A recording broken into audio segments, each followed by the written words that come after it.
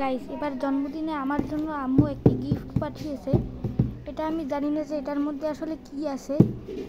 তো চলো এটাকে আনবক্সিং করে দেখা যাক এর মধ্যে কি আছে। প্রথমে এটাকে কেচি দিয়ে টেপগুলোকে সারিয়ে নিলাম।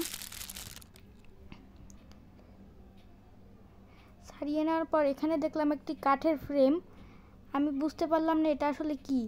তারপর পলিথিনগুলো ছাড়াতে লাগলাম এবং তারপর বুঝলাম এটি একটি ড্রয়িং ওয়ালমেট। এর উপরের পলিথিনগুলো আমি কেটে ফেললাম এবং এর মধ্যে থেকে বের হলো একটি গ্লাস।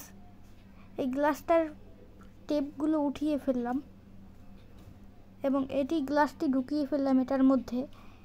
উপরের ঢাকনা লাগানোর পর এর মধ্যে ছবি ঢুকাতে হবে। আমি এর মধ্যে একটি ছবি ঢুকালাম।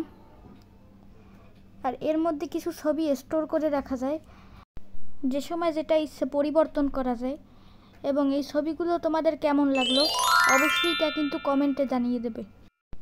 এগুলো হলো আমার সবই নিজের হাতে আর্ট করা, আর আমি এগুলো জন্মদিন উপলক্ষে আর্ট করেছি। আর তোমরা ভিডিওতে লাইক করো এবং চ্যানেলটিকে সাবস্ক্রাইব করো।